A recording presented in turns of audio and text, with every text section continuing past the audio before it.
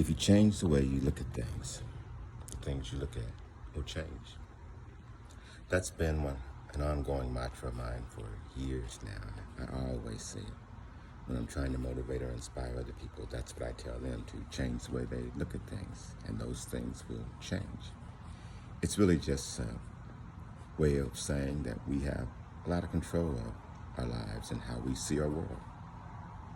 And sometimes I don't just need to tell other people that message, I need to even tell myself that it's important for me to change the way I look at things, and the things I look at might change. For example, I live in Dallas, Fort Worth area in Texas. And I always say, I've been here for 20 years, and I always say that I like where I live. I like the weather. I like the fact that it's a big city, it's a big open area with a lot of people.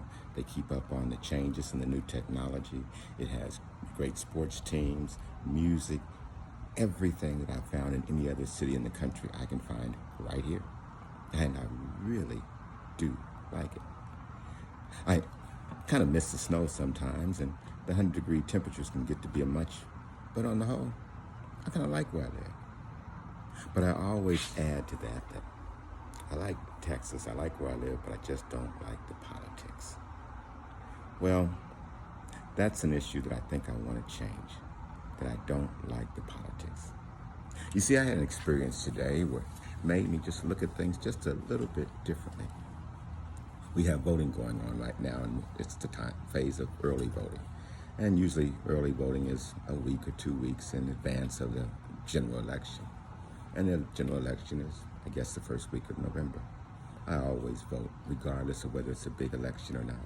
And I always try to take advantage of the early voting.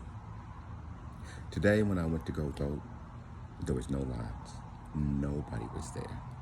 Nobody but the volunteers, who I really appreciate. They were there, and they were having a good time, and they were full of conversation. They made sure that I got all the necessary so that I could go vote. And then after I voted, I began to ask them some questions. You see, I went online to see what there was to vote on during this election and where I should actually go to vote. And I noticed that it said I could go to several different places that were really close by. I didn't have to actually go to the courthouse like I thought. So I asked the volunteers if that was something new or if that had changed. And we have a really good group of volunteers, Hispanic people, white people, and black people. And the black lady told me, oh, that changed a couple of years ago. And you can vote in any precinct for early voting, I said. And she said, no, not just early voting, but for the regular election too. I said, you mean I can go anywhere in my county and vote? She said, yeah, anywhere. So I not only can vote early, which means I don't really have the excuse of time, but I can vote anywhere, so I don't even have the excuse of place. And I know that we even have apps around here that will tell you how long the line is, so if you don't like one place, you can easily go to somewhere else, and it's not that big of a small town that I live in. But it just didn't go with the narrative, the conversations that you always hear, whether from the right or the left or Democrats or Republicans.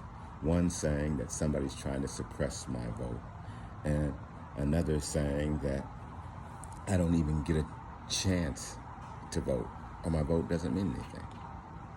And I thought about that. Compared to maybe what my grandparents would have had to go through, nobody was standing in the door to block me or stop me from voting. And the hours may not be convenient, but I can surely fit them into my day, especially if I have days and weeks to fit it in. And looking up and understanding the issues, well, I could do that too, and it was easy. They were available. You know, it made me think of things differently. And I started looking and thinking about, well, maybe I do have it better than I think. Maybe things aren't so bad. You know, there's a black mayor in Dallas, and he's a fraternity brother of mine. There's several black council people that I know. Now, there's not a black mayor of Fort Worth, but I do know there are people who ran for mayor. I know brothers older than me, younger than me, that are councilmen and involved in politics around here.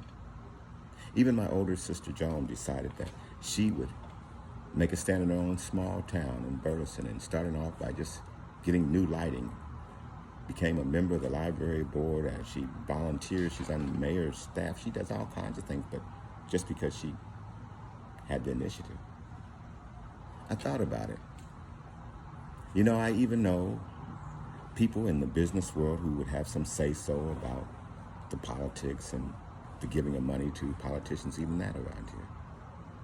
I don't know Mark Cuban, but I do know Cint, the president of the Mavericks. I know a lot of folks. And you know, most of the folks I know are very, very good people. White, black, Hispanic, all of them. Maybe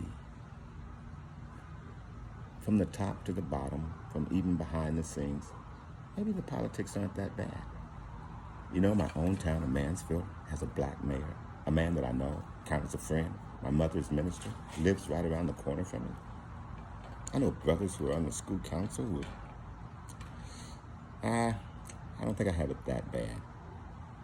Matter of fact, I probably got it pretty good. I'm going to change the way I look at things and change what I even say. Start remembering and thinking about the good. You know, now I still don't like a lot of the politics in Texas. I sure wish they would get their thing straight on abortion, and I sure don't like the idea of everybody carrying guns and a lot of other things. But, you know, I'm not going to see a lot of things change drastically before I pass on and leave this place. I'll just see some small changes. And I'm resigned to accept some of that. And I'm going to try to find a way to be happy and enjoy life, knowing that it may not all get straightened out in my lifetime, but eventually it will. And right now, it ain't all that bad. I'm going to change the way I look at things so that the things I look at can change.